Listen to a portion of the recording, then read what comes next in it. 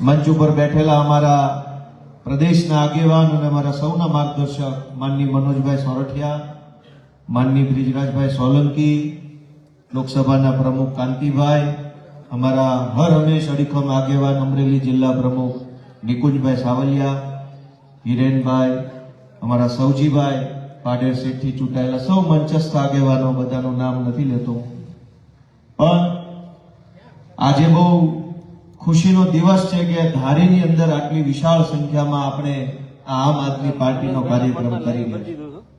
ઘણા બધા વર્ષો પહેલા જયારે હું આમ આદમી પાર્ટીમાં જોડાયો અને ધારીમાં આવ્યો હતો ત્યારે અમે બધા 5-10 જણા હતા, ઓધોજી બાપા અને અમે બધા 5-1 જણા હતા. ધ્વજવંદનનો કાર્યક્રમ રાખેલો અને ધ્વજવંદનમાં 8-10-12-15 જણા હતા એમની ઓફિસની બહાર.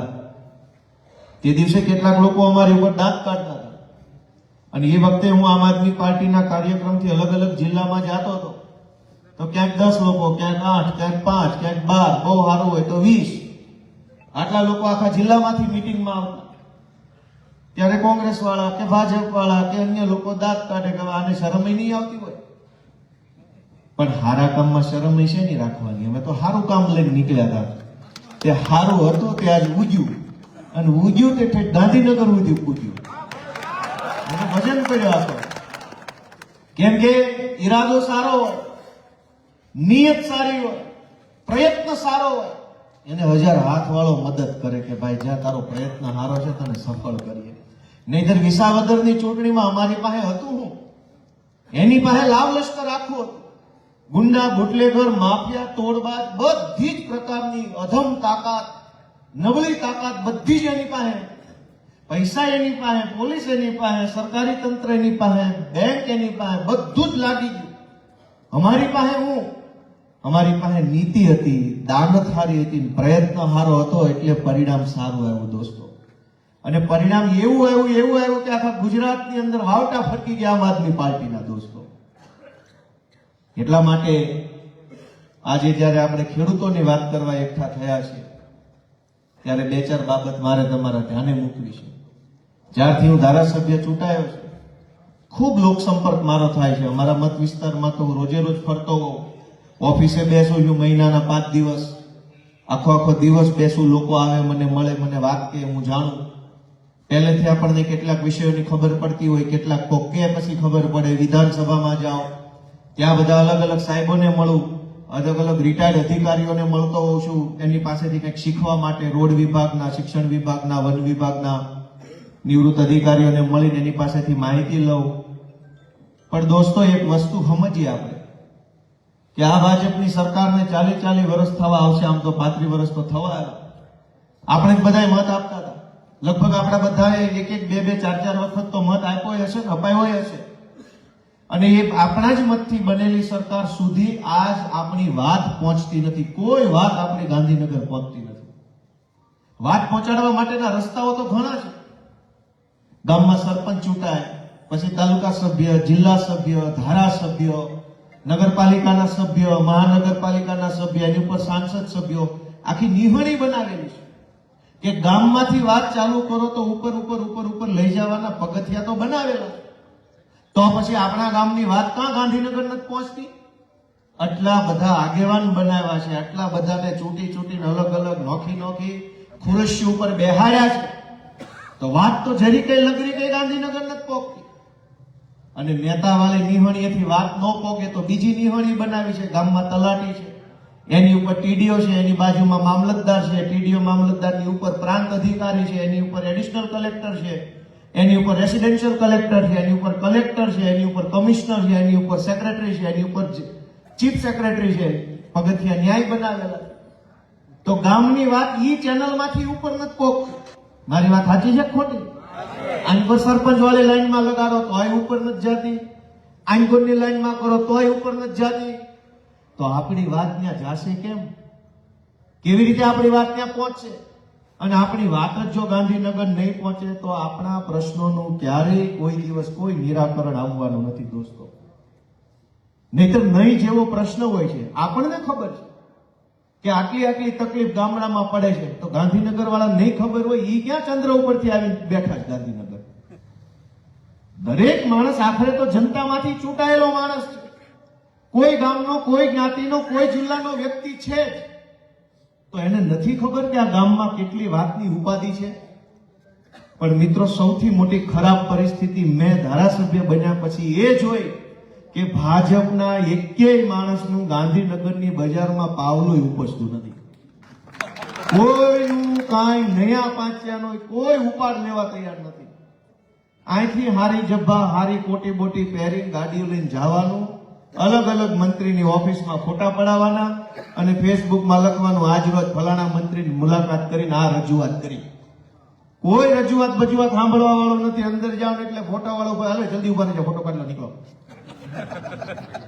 અહીંયા મોટી મોટી બંડીઓ પહેરીને આટા મારતા હોય, ગામની ઉપર ધાક જમાવતા હોય અને એવો મોટો રૂઆબ ઝાડતા હોય ગામડામાં, મત વિસ્તારમાં કે બહુ મોટો કદાવર નેતા, ન્યા એને મંત્રી આરે ફોટો પાડે એટલી ઘડી જ ઉભો રહેવા દે છે. એક સેકન્ડ વધુ ઉભો નથી રહેવા દેતા.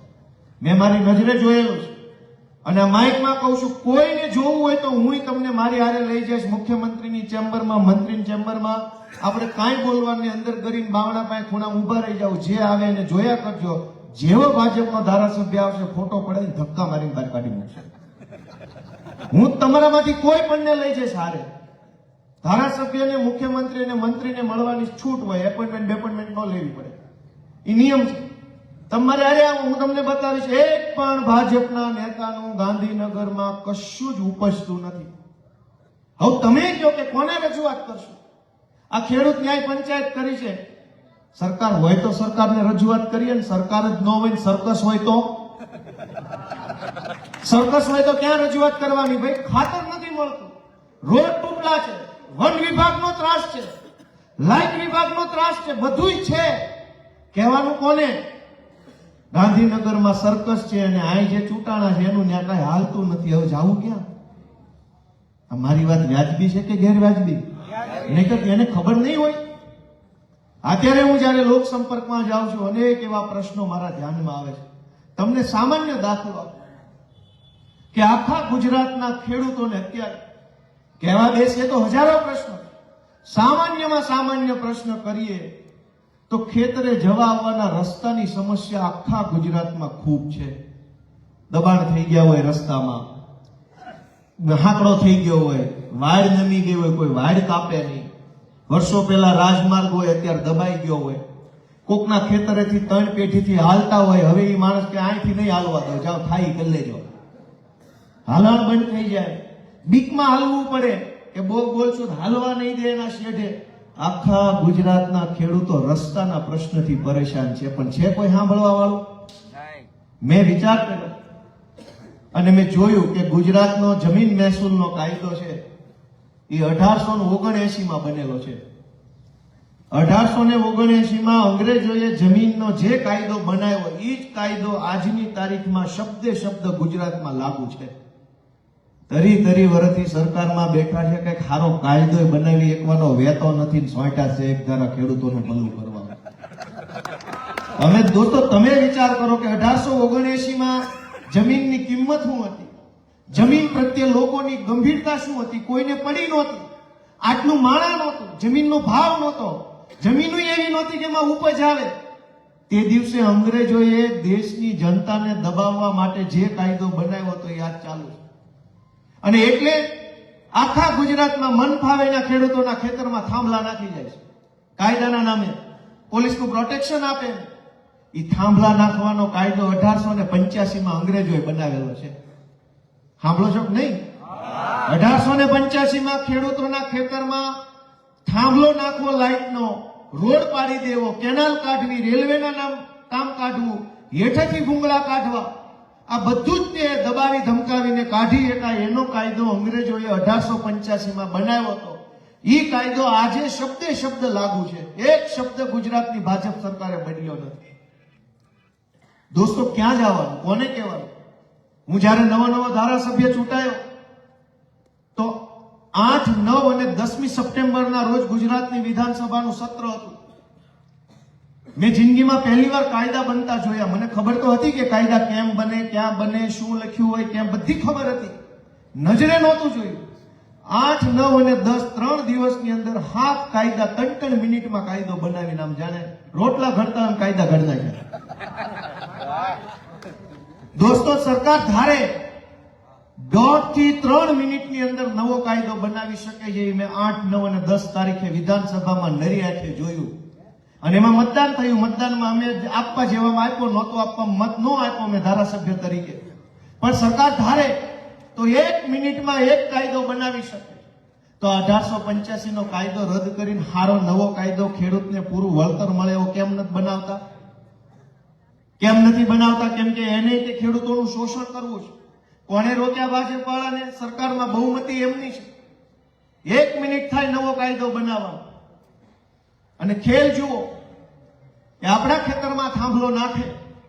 હમણાં સોલારનું ચારે બાજુ ઉપડ્યું છે એટલે સોલાર વાળા આવે ને થાંભલા નાખી જાય અને કહેવામાં એવું આવે કે આ વપરાશી હક છે. જેના ખેતરમાં થાંભલો નાખવામાં આવે છે આજીવન એને નથી કરાવી શકતા. વાત સાચી છે ખોટી છે? એને નો થાય. હું કામ બોલ્યો? લાઈટ વાળાનો એક થાંભલો મારા ખેતરમાં છે, એનો વપરાશી હક હોય ને મારો પૂરેપૂરો સંપૂર્ણ અધિકાર હોય તો હું ઈચ્છું ત્યારે મારી જમીન એને થઈ જવી જોઈએ. પણ હું ઈચ્છું ત્યારે મારી જમીન એને નથી થતી, એનો અર્થ એમ કે વપરાશી હક નથી, હાલ કરાવેલો છે. કાયમી હાલ આવી ગયો એમ જ કહેવાય ને. રાત બધા બહુ કાઢ્યા વસાવાળો નથી ને. મારું આવું બહુ થાય છે. એકવાર અમે છોટાઉદેપુર સભા કરવા ગયા, તે એ વખતે અમારી યાર બીજા નેતા હતા, એને કીધું કે ભાઈઓ બહેનો કે ઝાડુ દબાવવાનું છે. એટલે કોકે કીધું કે ભાઈ ઝાડુ નહીં, કે હરો હરો બોલો, હરો કે. એટલે ઓલો કે આપણે હરો લગાડવાનો છે. કોકે કીધું હરો એટલે દેશી દારૂ થાય. હું સોચ્યા અમને ખબર નહીં હરો હું ને ઝાડુ કે બોઘરો કે બોઘરો એમ કઈ બોઘરું કે એવું કઈક. એટલે આમાં શબ્દમાં આવું હોય, આપણે તાકાતથી બોલી જઈએ, પછી ગામને ખબર એટલે આવું ક્યાં આવ્યું આમાં. પણ મિત્રો, હું એમ સમજાવવા માંગુ છું કે સરકાર સુધી આપણી વાત નથી પહોંચતી. શું કામ નથી પહોંચતી? એટલા માટે નથી પહોંચતી કે એને આપણી કઈ જરૂર જ નથી. એની પાસે એટલા બધા માણસો ચૂંટાઈ ગયા છે કે એને જનતાની જરૂર જ નથી. અહંકાર આવી ગયો, અભિમાન આવી ગયું છે કે અમે કોઈની વાત નહીં સાંભળીએ અને જે બોલશે એની સામે પોલીસ મોકલશું, જીબી વાળા મોકલશું, મામલતદારો મોકલશું, નોટિસ આપશું. તમે એક બીજો પ્રશ્ન વિચાર કરો ગામડાનો, કે શહેરો જે છે ગુજરાતના, એ શહેરોમાં સમયે સરકાર નવા રોડ બહાર પાડે, નવા પ્લોટ બહાર પાડે, નવું બહાર પાડ્યા કરે એટલે શહેર મોટા થાય છે, લીગલી મોટા થાય છે, બાંધકામ થાય છે, કાયદેસરના બાંધકામ થાય છે, લોકોને મકાન લઈ શકે છે. ગુજરાતમાં 30 વર્ષથી સરકારે ગામ મોટા નથી કર્યા. આજથી 30 વર્ષ પહેલા જે ગામતળ હતું એનું ગામતળ આજ છે. હવે છોકરા નવા જન્મે, એક ઘરના 4 ઘર થાય, 4 ઘરના 8 ઘર થાય, રહેવા ક્યાં જવાનું? સરકારે તો નવું ગામ મોટું કર્યું નથી એટલે ગામની સરકારી જમીનની અંદર કોઈ પણ ગરીબ માણસ ઝૂંપડું બનાવે, પછી સમયે જાતા ખર્ચો કરીને થોડુંક સારું બનાવે, કમ્પ્લીટ સારું મકાન બની જાય, પછી ભાજપના ગુંડા આવે કે ચૂંટણી જેવો ગોપાલભાઈ મત ન દેતો તારું મકાન પેશકદમી છે. જેણે પોતાની પરિવારની જરૂરિયાત માટે મકાન બનાવ્યું છે એનું મકાન પેશકદમીમાં, અને ભાજપના લોકોએ કેટલા ડુંગરા ખોતરી નાખ્યા, ગૌચર ખોતરી નાખ્યા, માટી કાઢી લીધી, જંગલ કાપી નાખ્યા, તો કોઈ એને રોકવા વાળો નથી. મારી વાત સાચી કે ખોટી? તમે તમારી જરૂર માટેનું મકાન બનાવો તો કે પેશકદમી છે. ભાઈ બરાબર જો આપની સભામાં ગયો છો, આખી જિંદગી દબાવ્યા કરે. સરકારને 1 મિનિટ લાગે પૈસા લઈને મકાન કાયદેસર કરવાનો કાયદો બનાવવાનો. 4 પાનાનું કાગળિયું વિધાનસભાના બધા ધારાસભ્યો ટેબલ ઉપર મૂકે અને મત લે, બધા રેડી, બધા હાથ ઊંચો કરે, બની ગયો કાયદો. આખા ગુજરાતના એવા મકાનો છે પૈસા લઈને કાયદેસર કરવાનો કાયદો બની જાય. થાય કે ન થાય? પણ ધરાહાર નથી બનાવતા. કેટલાય માથાભારે માણસો ડુંગરા ખોતરી નાખ્યા, આપણે જાણીએ છીએ. રેતી કાઢી ગયા, પથ્થર કાઢી ગયા, બેલા કાઢી ગયા, માટી કાઢી ગયા, તો સરકાર એનું કાંઈ કરી નથી શકતી. કોઈ અવડું મોટી સરકાર એ ગુંડાઓનું કઈ બગાડી નથી શકતી. પણ ગરીબ માણસ એક તગારું ટાસ લે છે ને ત્યાં તો સિંઘમોના ટોળે ટોળા આવશે. ટાસ શેનો લઈ ગયો તગારું કરીને? મિત્રો, આ પરિસ્થિતિ ગુજરાતમાં છે કે કોઈ કહેવા વાળું કે કોઈ રોકવા વાળું નથી. અને ભ્રષ્ટાચારની તો હું વાત કરી. હમણાં છાપામાં સુરેન્દ્રનગરના કલેક્ટરના સમાચાર આવ્યા છે. કોને કોને ખબર છે? સુરેન્દ્રનગરના કલેક્ટરને 2 દિવસ પહેલા ઈડી, એન્ફોર્સમેન્ટ ડાયરેક્ટરેટ કેન્દ્ર સરકારની ઈડી નામની જે સંસ્થા છે, ધ્યાનથી સાંભળવા જેવી વાત છે. સુરેન્દ્રનગરના કલેક્ટર 1500 કરોડનો કૌભાંડ કરતા કેન્દ્ર સરકારની સંસ્થાએ પકડ્યા. પહેલો વિચાર તો ઈ આવે, ખાલી સુરેન્દ્રનગર વાળો જ ભ્રષ્ટાચારી છે, બાકી શું છે? ઈ એક જ ચોર છે? થાય કે ન થાય એવો પ્રશ્ન. એને 1500 લીધા છે, અમારે ત્યાં ટીડીઓ એટલું કરીને બેઠા છે. સુરેન્દ્રનગરના કલેક્ટર 1500 કરોડનો ભ્રષ્ટાચાર કરતા કેન્દ્ર સરકારની એજન્સીએ ગુજરાતમાં આવીને પકડ્યા. કેન્દ્રમાં સરકાર ભાજપની, ગુજરાતમાં સરકાર ભાજપની, તો ગુજરાતમાં કેન્દ્રની પોલીસ આવીને ગુજરાતના કલેક્ટરને પકડે, એ વાતમાં કઈક શંકા ન થાય? કેન્દ્રમાં કોંગ્રેસ હોય ને અહીંયા ભાજપ હોય તો એમ લાગે કે આ કઈક વાંધો પડ્યો છે બે સરકારને. બે બાજુ એક વકલ છે તો કેમ રેડ પડી? દોસ્તો, એ કારણ સમજવા જેવું છે. ગુજરાતના એક એક માણસે, કેન્દ્રમાં એક કંપની છે સોલાર કંપની, એને વડાપ્રધાન હારે બહુ સારા સંબંધ છે. એટલે વડાપ્રધાનને મળીને કીધું કે ભાઈ મારે ગુજરાતમાં સોલારનો બહુ મોટો પ્લાન્ટ કરવો છે. એટલે વડાપ્રધાન ઓફિસેથી ગુજરાતના મુખ્યમંત્રી કાર્યાલયમાં ભલામણ આવી કે આ છોકરો હું મોકલું છું રમેશ નામનો, એને આપણે સોલાર કરવા માટે મન ફાવે એટલી જમીન સરકારી આપવાની છે, સરકારી ઘટે અડખે પડખે વાળા ખેડૂતોની પોલીસ મોકલીને પડાઈ લેવાની છે, આની સુવિધા કરી દો, પ્લાન્ટ નખાઈ દો. વડાપ્રધાન ઓફિસની સૂચના મુખ્યમંત્રી કાર્યાલયમાં આવી. મુખ્યમંત્રીએ એ ભાઈને મળ્યા, આગતા સ્વાગતા કરી. ગુજરાતના ટોપ 10 અધિકારીઓ હોય છે, મેન આખી સરકારના ટોપ મેન 10, એની હાજરીમાં મુખ્યમંત્રીને આગતા સ્વાગતા કરી. એના ફોટો વિડીયો પણ છે મુખ્યમંત્રીના ફેસબુક પર કે આવો આવો. ઓલાએ કીધું સુરેન્દ્રનગરમાં જમીન જોતી છે. વડાપ્રધાનની ભલામણ, ગુજરાતના મુખ્યમંત્રીની ભલામણ, ઈ માણસ સુરેન્દ્રનગરમાં જમીનનું બધું કામ કરવા ગયો તો કલેક્ટર એની પાસે પૈસા માગ્યા તે લીધાય તે. જેની વડાપ્રધાને ભલામણ કરી, જેની મુખ્યમંત્રીએ ભલામણ કરી, ઈ માણસ પાસે કલેક્ટરે પૈસા માગી લીધા. તો ભ્રષ્ટાચાર કરનારની હિંમત તો જોવો, હિંમત તો જોવો એની કલેક્ટરની. માગ્યા તે લીધાય તે. ઓલાએ વડાપ્રધાનને કીધું તમે મોકલ્યો તોય પૈસા માગ્યા. તો વડાપ્રધાન ઓફિસ વાળાએ ઈડી ફોન કર્યો કે અમે લીધા, પછી એને શેના માગ્યા, જાઓ પકડો. તારે ક્યાં લેવાના, તમે લઈ લીધા છે. વાંધો ઈ વાતનો પડ્યો કે ઉપર લેવાઈ ગયા છે, હેઠે વાળા શેના લીધા. અને હેઠે વાળો કેવો કહેવાય છે, એને વડાપ્રધાનની બીક નથી લાગતી. તો આ રાજ્યમાં હાલે છે હું વિચાર તો કરો. આમાં હું હાલે, આમાં હું હાલે તમે જો. વડાપ્રધાને કીધા પછી કલેક્ટરો જો પૈસા લઈ લેતા હોય તો આપણી જેવા ગરીબ ખેડૂતો પાસે તો તાલુકા પંચાયતના સભ્યોની ભલામણ નથી હોતી. બોલો તો વડાપ્રધાનની ભલામણ લઈને આવ્યો તોય કલેક્ટરે હોરી નાખ્યો. આપણી તો ભલામણ કોણ કરે? કોણ ભલામણ કરે આપણી? કોઈ આપણી ભલામણ કરે એમ નથી. તો આપણને કેટલા હોરી નાખ્યા છે એ વાતની ગાંધીનગર વાળાને કઈ ચિંતા જ નથી. આ ટેકાના ભાવમાં ખેડૂતોનું ખુલ્લેઆમ શોષણ થાય છે. 125 મણ માંડવી લેવામાં આવે, મગફળી બધી નહીં. આ આખી ટેકાના ભાવની યોજના જે છે એ ભાજપના મફતિયાઓ, ભાજપના દલાલો, ભાજપના એજન્ટોને વર્ષે એક વખત કમાણી કરાવવાની યોજના છે. ખેડૂતને કઈ વધવા નથી દેવાનું. તમે વિચારો કે જો ટેકાનો ભાવ ન હોય, એના બદલે સરકાર એવું નક્કી કરે કે ગુજરાતભરમાં તેલ બનાવતી કે સિંગતેલની પ્રોડક્ટ્સ બનાવતી જે કાંઈ કંપનીઓ છે એ ખેડૂત પાસેથી એને જેવો જોઈએ એવો માલ ડાયરેક્ટ ખરીદી લે. ખેડૂતે ઓનલાઈન રજીસ્ટ્રેશન કરાવવાનું, કંપનીઓ લેવા આવે, ઘરે આવીને ગામમાં આવીને જ્યાં જેનો માલ લેવો હોય, વચ્ચે ગેરેન્ટર તરીકે સરકાર. ખેડૂત ખોટું કરે તોય સરકારની જવાબદારી, વેપારી કંપની ખોટું કરે તોય સરકારની જવાબદારી. આવી જો વ્યવસ્થા થાય તો તમે મને એમ કહો કે જેનો 50 નો 45 નો ઉતારો હોય એને તો સારો ભાવ મળે, 30-32 નો હોય એને એવો ભાવ મળે. ટેકામાં શું થયું કે ગમે એવો સારો ઉતારો આવે એ તમારે 1400 લેખે દઈ જ દેવાનું. પછી તમે સારો માલ દો એ અડધા કોથળા મિલમાં વયા જાય અને બાકીની રાજસ્થાનની માંડવી ગોડાઉનમાં ભરી દેજો. થાય છે નથી થતું? તો આ ખેડૂતો માટે શું છે? કરોડો રૂપિયા ખવાઈ જાય છે. લાઈનમાં ઉભું રહેવાનું, વહેલા જાગીને જવાનું, ધક્કા ખાવાના, ભાઈ સાહેબ બાપા કરવાનું અને છેલ્લે દબાઈને રહેવાનું. જો સેજે બોલવા જાવ તો કે તારું રિજેક્ટ જા, આમાં ભેજ આવી ગયો છે, ડેમેજ છે, નામ છે.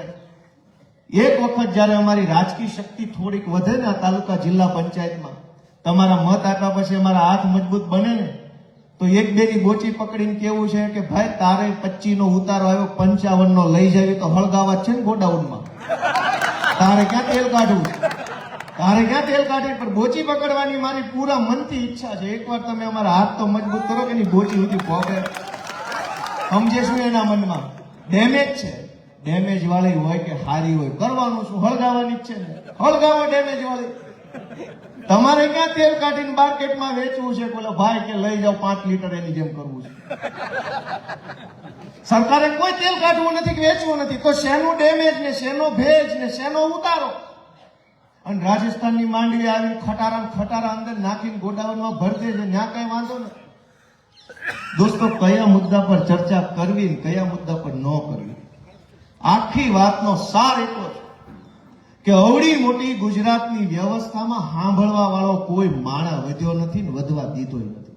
યાદાઓ રાખ્યા છે બધે, ડરાવા ધમકાવામાં ઓડા આવતા ને, આપણે ઓળું મૂકીએ, ઓળું બોલે શું કે સાડીઓ રાખો ને, સાડીઓ દર 1.5 વર્ષે સાડિયા બદલે. આ વખતે આપણા જિલ્લાનો વારો આવ્યો, અહીંથી સાડીઓ નક્કી થયા.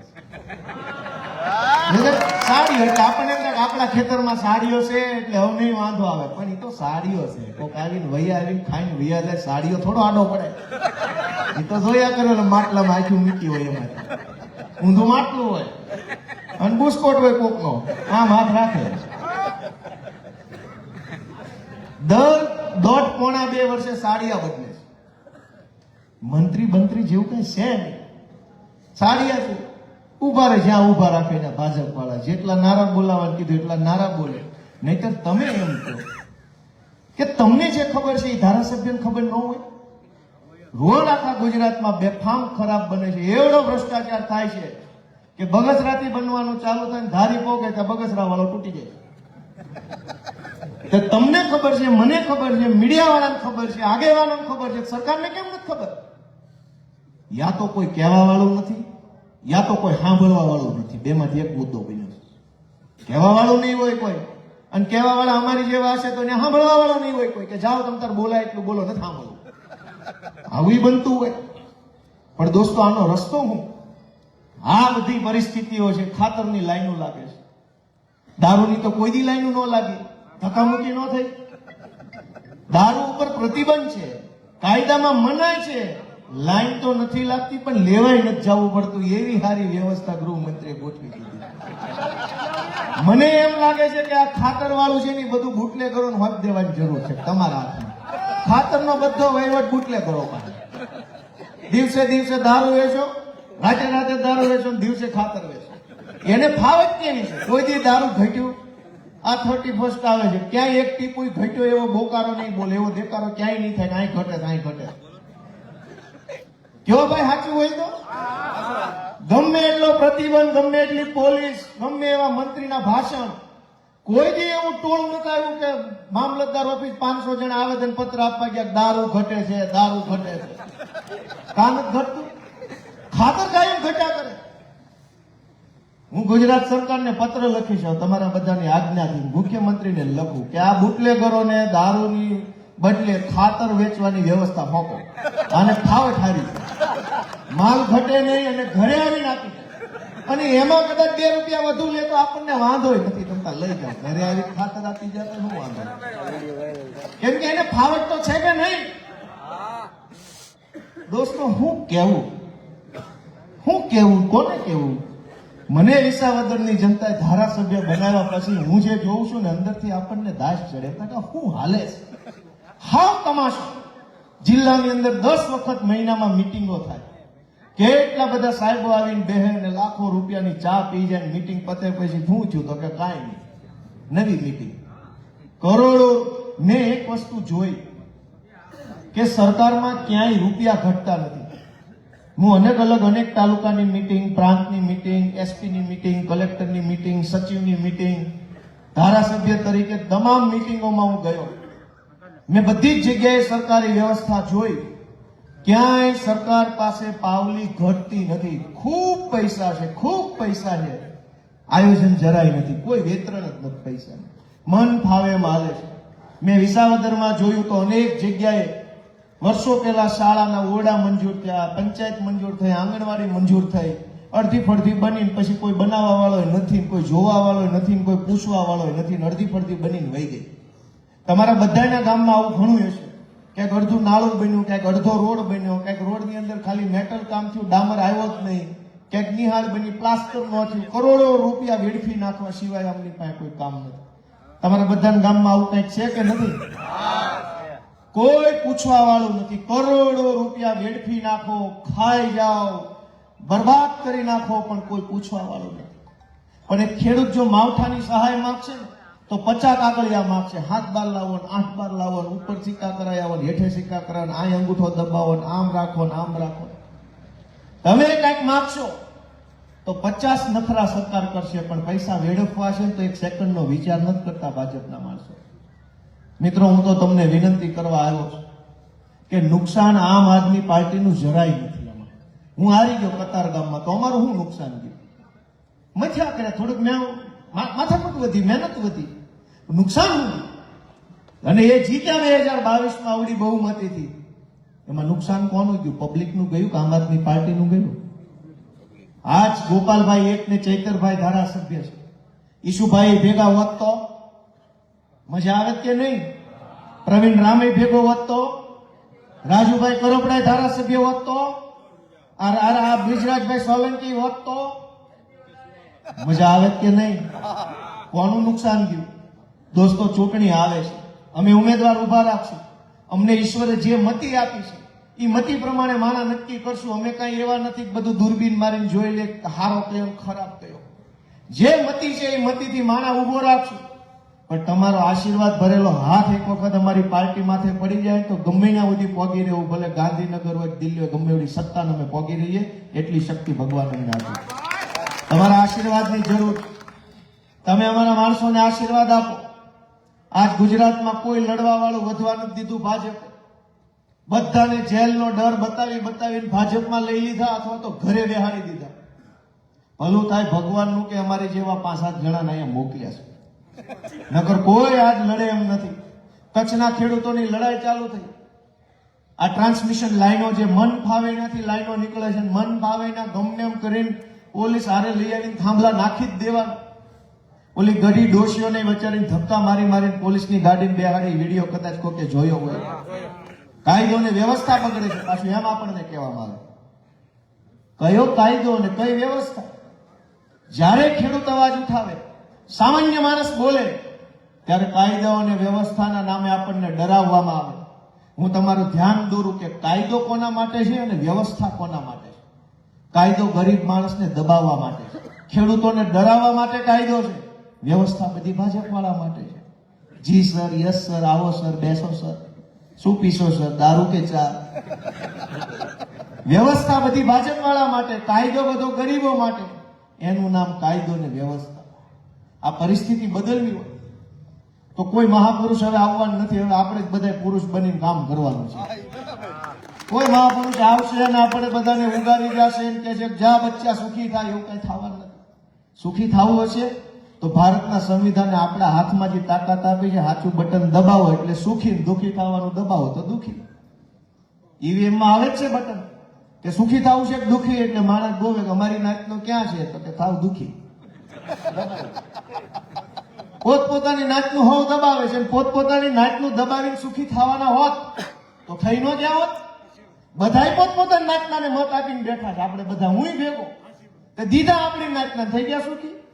હવે એકવાર હારા માણસ બટન દબાવો એવી બધાને તમારા દીકરા તરીકે વિનંતી કરું. એ જેટલા બટન એમાં જો આમાં હારો કયો છે, અટક નથી વાંચવી કે ઇટાલિયા કેમાં આવે ને સોરઠિયા કેમાં આવે, હારો કેમાં આવે. જેથી હારા માણસો ચૂંટણી જીતતા થઈ જાય ને તેથી લગભગ આપણી અડધી ચિંતા તો ચૂંટણીના પરિણામના દિવસે જ પૂરી થઈ ગઈ છે. અડધી સમસ્યા ત્યાંથી નાશ પામશે. આજની સમસ્યા એ છે ને કે હારો માણસ ચૂંટાતો નથી. મેં કીધું એમ અમારા ઈશુદાનભાઈ, હું ભાઈ ખોટો માણસ છે, અને અહીંયા કેવા કેવા ચૂંટાઈ ગયા છે વિચાર તો કરો. વખાણ કરવી હોય તો મહિનો ટૂંકો પડે એટલા સજ્જનો ચૂંટાઈ ગયા છે. અને હું વિધાનસભામાં જોઉં છું બધાને પડખેથી. અહીંયા તો એ તમારા હાથમાં ન આવે, ત્યાં ઓરેથી જોવા મળે. સફારી, વિધાનસભા સફારી, એમાં બધા જોવા મળે. કેવી કેવી વ્યક્તિઓ, કેવી કેવી હસ્તીઓ કયા ખૂણામાં ઉભા રહીને બીડીયું પીવે છે વિધાનસભામાં અમે જોઈએ છે. હવે ત્યાં બીડીયું પીવા મોકલે છે. દોસ્તો, હું મારે તમને વાત કરી, આ અમારા એક સજ્જન માણસ કેવા હોય. આ સૌજીભાઈ અમારા ભાડેરથી તાલુકા પંચાયતના સભ્ય છે. વિસાવદર વિધાનસભાની ચૂંટણીમાં બહુ સંઘર્ષ કર્યો. આ લુંગિયાન, સુડાવડની બધા ગામોમાં ફરતા હતા, મહેનત કરતા હતા. ભાજપ વાળાને ઓફર કરી કે ભાઈ તારે હું બોલ, હું જોઈ છે, તારે જે જોઈ કે તમ તારે, પણ આ બધું રહેવા દે. સૌજીભાઈ આજે અમારે યારે વટથી, ઇજ્જતથી, આબરૂથી બેઠા છે કે ભાઈ તારા પૈસા તું બે બીજી વાર હામાં ન મળતા, નકર આમાં નકામું થઈ જાય. આવો આવો, એની પાસે કાંઈ નથી, રિક્ષા આપે છે. કાંઈ કે ભાડેર ગામના છે ને ખબર, રિક્ષા આપે છે આજની તારીખમાં. ગરીબમાં ગરીબ માણસ છે. આવો માણસ ચૂંટાય ને તો કંઈક કામ કરે. આવો માણસ સમાજની પીડા સમજી શકે. જ્યારે માણસ આપણા મતથી એવો માણસ ચૂંટાઈ જાય જેને આપણી પીડા સમજાય નહીં તો કહેવાનું હું. એટલે હું તમને બધાને કહેવા જેવી તો એટલી બધી વાતો છે કે કઈ ખૂટે એમ નથી, પણ કરવા જેવું એક જ કામ છે, હાવણો મારવો પડે એમ છે.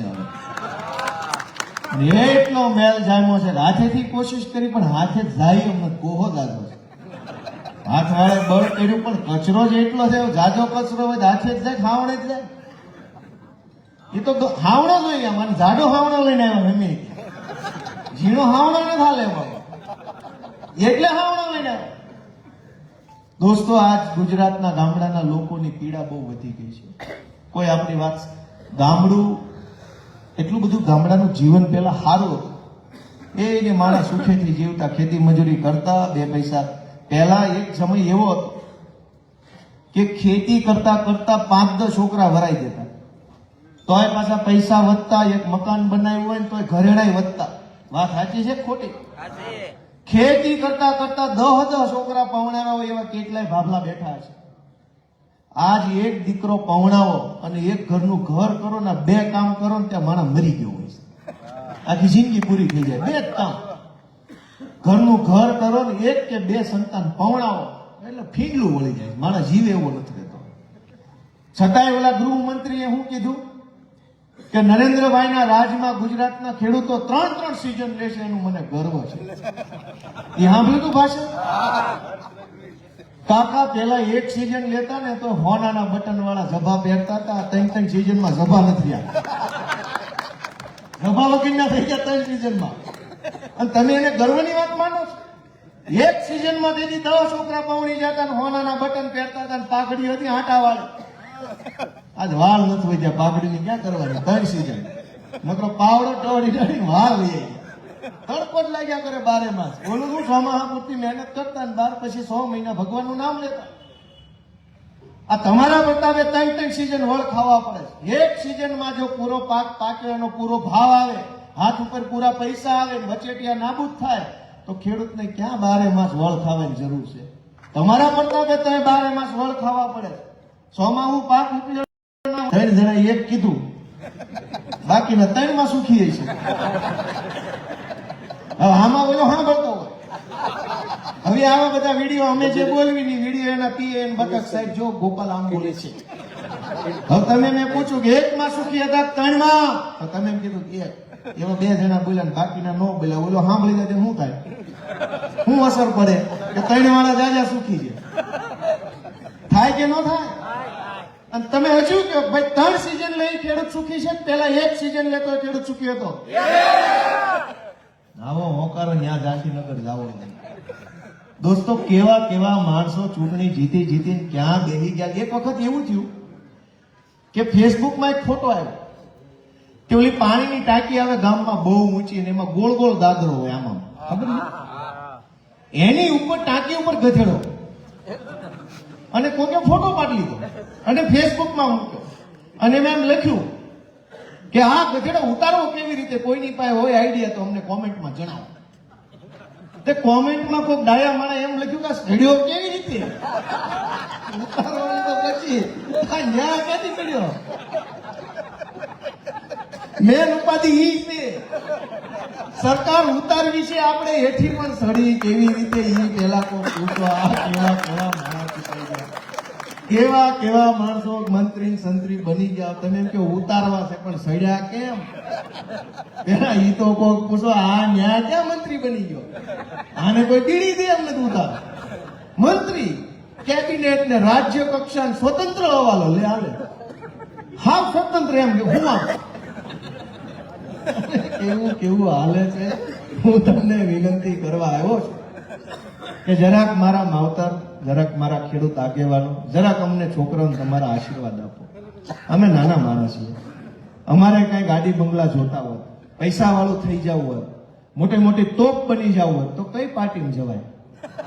આ તો ધોકા ખાવાની પાર્ટી છે. અહીં અમારે માર ખાવો પડે. અમારા જમાદાર ભાઈ ઉભા છે, ઘણી ક્યાંક ઉપરથી ફોન આવે હોરી નાખે. રાજુભાઈ કરપડા, પ્રવીણભાઈ રામ અત્યારે જેલમાં છે. અમારે કોઈ નેતા બેતા નથી બનવું, કોઈ પૈસા વાળા બનીને હેલિકોપ્ટરોમાં ઉડવું, કાંઈ એવું નથી કરવું. ભાજપના ખોળે બેહીને તો કાંઈ બનવું જ નથી. તમે આશીર્વાદ આપો ને જે બનાવવા માંગો એ વટથી બનવું છે. ભાજપના ખોળે બેહીને કાંઈ બનવાનું, કાંઈ ન ફપે એનું પાવલી નહીં. દોસ્તો, અમે સંઘર્ષના માણસ છીએ. આટલો જુલમ સહન કરીને તે લડીએ છીએ. કોના માટે? રૂપિયા વાળો થઈ જાવ હોય ને ગાડી બંગલા વાળો થઈ જાવ તો ઊભું ડોકું હલાવી એટલી વાર છે. આડું હલાવી છે એટલે મારે છે. અમારે વિસાવદર વાળા પહેલા હતા એને ઊભું હલાવ્યું તો ટેકાના ભાવે લઈ લીધા. આ જેવી નહીં ટેકાના ભાવે લઈ લીધા, ઊભું હલાવ્યું. દોસ્તો, ઊભું હલાવે એટલી વાર છે, હાથ પેઢી ખૂટે નહીં એટલો માલ દે એમ છે. પણ ઊભું નથી હલાવવાનું, આડું હલાવવાનું છે ને આડા પાડી દેવાનું. હાલે એમ જ નથી આ સરકાર. પણ તમારા આશીર્વાદ વગર શક્ય નહીં બને.